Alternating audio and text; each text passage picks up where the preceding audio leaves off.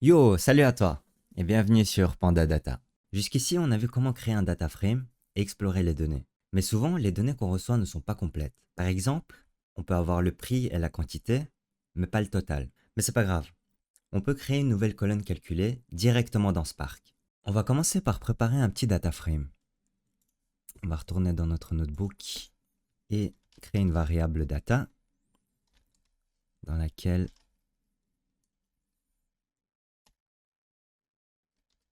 on va placer un stylo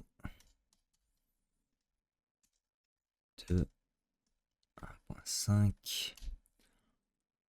On n'oublie pas la virgule. À la ligne, on va voir cahier. 5, 3.0. Fermer la parenthèse, virgule. Sac 1, 25.0. Ferme la parenthèse. On va sortir de la variable. On va écrire df est égal à spark.createDataFrame avec la variable qu'on a créée data. Et le nom des colonnes, ce sera produit, quantité, entre guillemets, et prix unitaire. Ça va nous permettre de créer le data frame.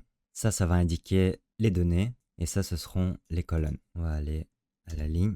On va faire df.show qui va nous permettre de visualiser le contenu de cette variable df data frame.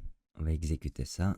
Et on voit le résultat. Donc, comme on disait ici, les trois colonnes produit, quantité et prix unitaire qui s'affichent ici. Et nous avons les trois lignes qu'on a créées, stylo, cahier et sac. Stylo, 2 pièces, 1,50 le prix unitaire.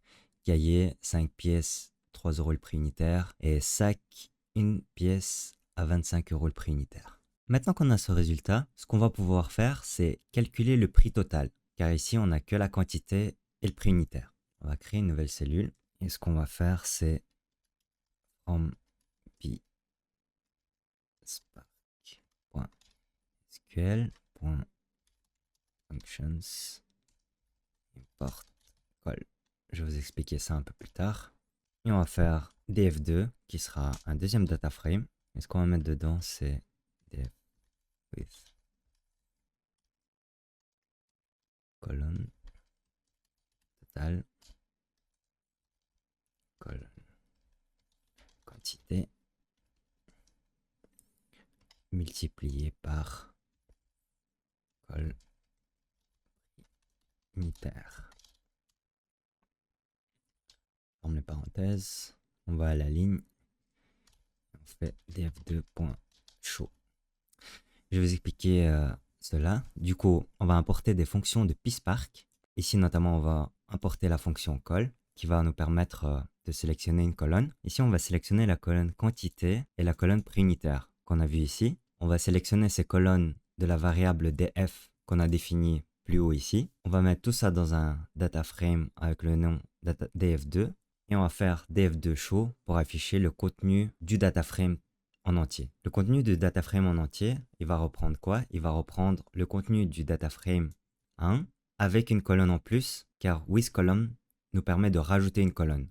Et la définition de cette colonne, ce sera à l'intérieur ici. Total, ce sera le nom de cette nouvelle colonne et le contenu de cette colonne, ce sera la quantité multipliée par le prix unitaire. On va lancer cette cellule et nous voyons que le résultat, c'est la même chose que le premier data frame, mais on a total en plus qui, donc, 2 fois 1,50 €, ça nous fait bien 3 euros. 5 fois 3, ça nous fait bien 15 euros. Et 1 fois 25, ça nous fait 25 euros. C'est le prix total. Maintenant qu'on a ça, qu'on voudra faire, c'est ajouter un prix total, car on n'a que la quantité et le prix unitaire. Du coup, ce qu'on va faire, c'est from pyspark.sql.functions import call. Ici, ce qu'on va faire, c'est on va prendre la librairie PySpark qui, en clair, va nous permettre d'utiliser certaines fonctions un peu spéciales. Ici, on va importer la fonction call qui nous permettra de sélectionner une colonne. Ici, on peut voir les détails de cette fonction, mais c'est pas très important pour l'instant et vous n'avez pas besoin de comprendre le fonctionnement derrière. Tout ce que vous avez besoin de faire, c'est de l'utiliser et ce sera plus que suffisant pour le moment. On va écrire un deuxième data frame. Dans le data frame, on aura colonne total. On va utiliser la fonction call ici.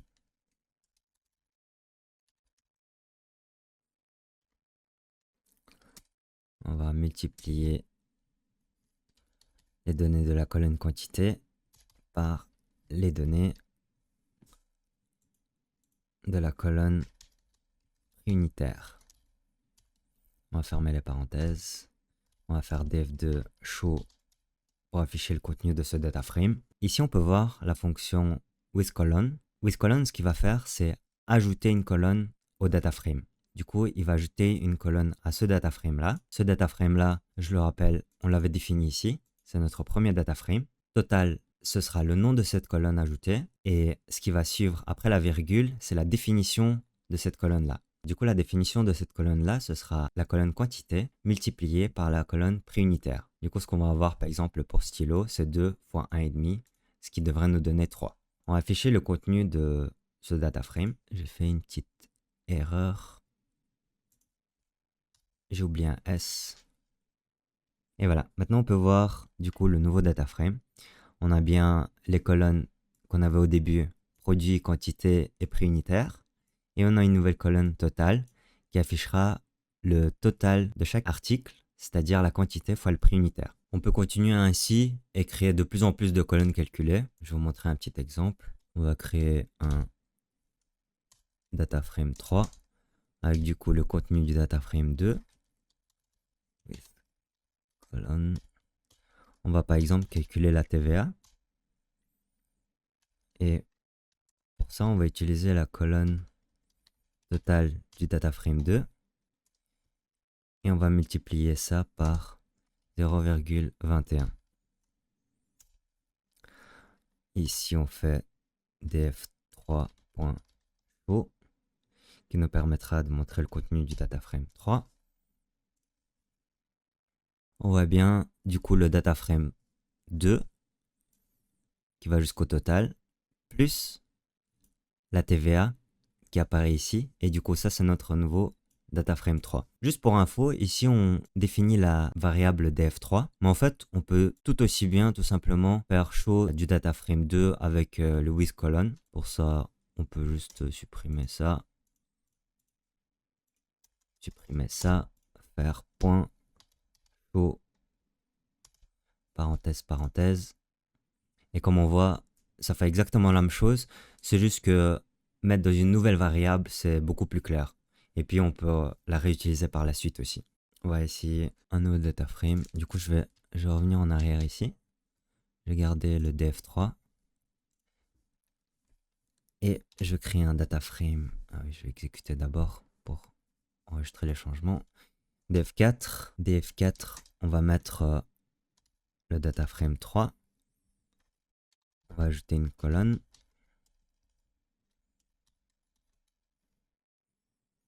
Qui sera prix, toute taxe comprise. On va prendre la colonne totale.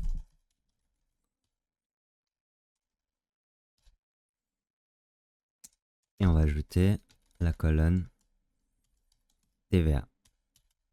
On va fermer la parenthèse. df4.show.